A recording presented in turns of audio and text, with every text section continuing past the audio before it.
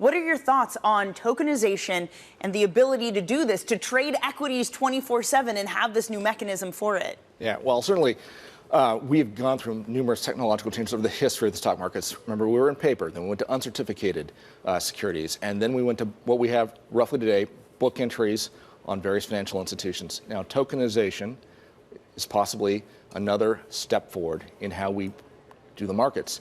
One thing that a lot of investors don't realize is the significant amount of resources that go into what they call the back office operations. That means a lot of reconciling between positions among financial institutions, DTC and SEC. So again, those are acronyms that hopefully most people don't know about because they do their job without anyone ever noticing that they're doing it right. So we've always been open to experimentation on this. How would this work? I mean, is there a framework in place for approving or denying which tokens would be created, or are you in the process of putting that together? Who would be able to issue the tokens? I have so many questions about it. Well, these are things that we want to engage with market participants. Exactly what do you propose to do when it comes to tokenization of securities positions? And more importantly, what type of safeguards are you going to have in place to protect investors and to guard against conflicts of interest? Do we know how long it would be? We were talking with Mike Novogratz of Galaxy Digital a couple days ago, and he was saying in 1 or 2 months he thinks we could see it. Now, I don't know if he meant, foreign investors would be able to participate. Do you know how long it would be till U.S. investors are going to be able to, pick up their phones and, buy a piece of an Apple stock or NVIDIA stock with a token? Well, there are a number of things that we could do. It could take, if we need to do actual rules that have to go through notice and the comment and then are subject to potential review by the courts, that could be a lot lengthier process than what we do, what we call either sub-regulatory guidance, which basically means a no action letter or an exemptive order, or there are some other things that we can do. But again, it depends on whether or not what the proposals that they intend to seek are consistent with our mission of maintaining investor protection, fair, orderly, and efficient markets. Now, elsewhere in this world, there also is a big push for stablecoins. I know there's a piece of legislature making its way through Congress at the moment. There was also some journal reporting that some of the big banks are possibly considering doing their own.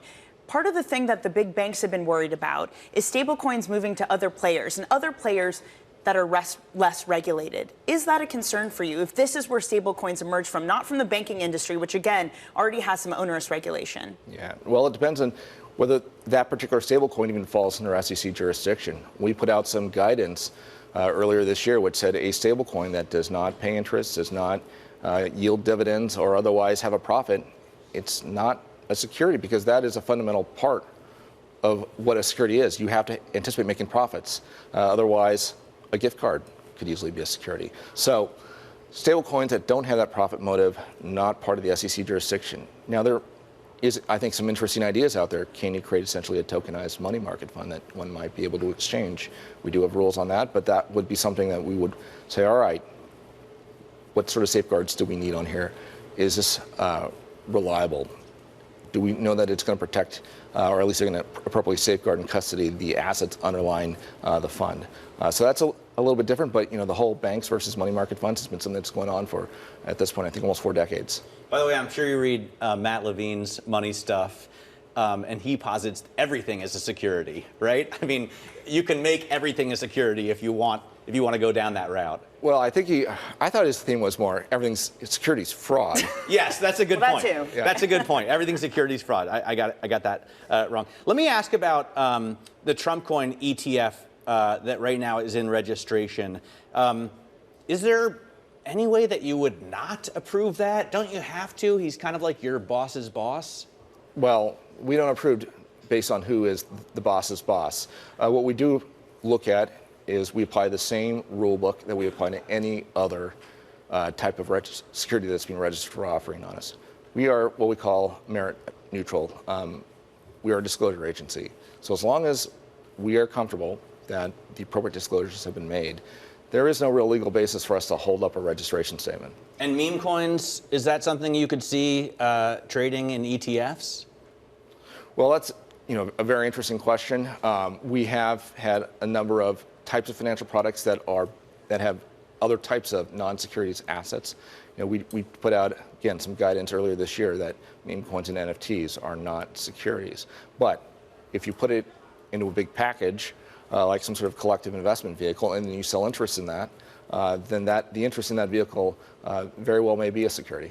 Can I just ask, Commissioner, because you're doing a lot of work on this, you're heading up a new crypto task force too. We've mentioned just literally the tip of the iceberg of work that is being done in crypto. There's been reporting that SEC staff has shrunk by something like 15% so far this year. Has that made it more difficult for you? Yeah. Well, first off, it's actually one of my colleagues, Commissioner Hester Peirce, who is leading the crypto task force. And that was one of the first things that I did when President Trump designated me as the acting chairman. Was, in fact, a day one issue was to put her in charge. I think she's got a fun little moniker as Crypto Mom. But to put her, because the issues of crypto are across all aspects of what we do at the SEC. So we've got a number of work streams going on that. And we've had already 4 roundtables with respect to crypto. This is something that we should have been doing years ago. And the reason why we do these roundtables and we solicit comment from the public is we want to make sure that we make informed decisions and we just don't come down through what I believe happened the last 4 years is what we call regulation by enforcement. I don't like something, we might not have a positive view of crypto, so therefore we're going to take an enforcement action against that. That's not what we do. We're supposed to be merit neutral.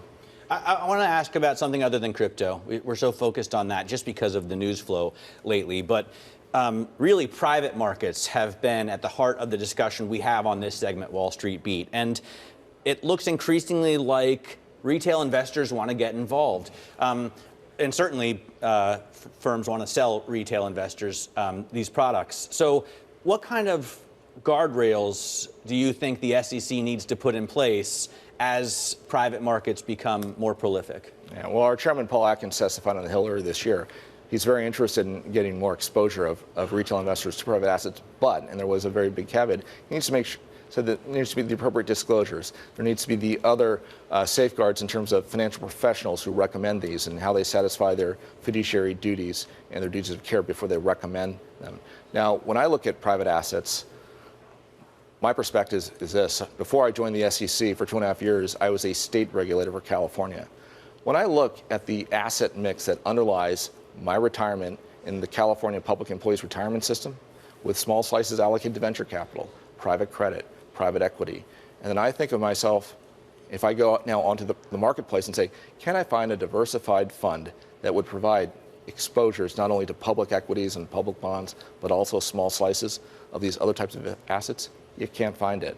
So I think it's very important that we at least explore how we can make it possible so, as former Chairman Jay Clayton would call Mr. and Mrs. 401k, can have the same exposure that many of our local and state government employees have through their defined benefit retirement plans. Are you not concerned about the liquidity mismatch? This has been a real problem for when it comes to retail, not just the educational, but should you want to pull it out, should you need access to it, which retail investors often do, that you could have something that looks like a run on these assets. Is that a real concern? I think there's a big difference between the retirement market and the non-retirement market. What we've seen is the retirement market the assets tend to be what they call sticky. It's much rarer for people to pull them out early because there is also a tax penalty if you withdraw those assets early.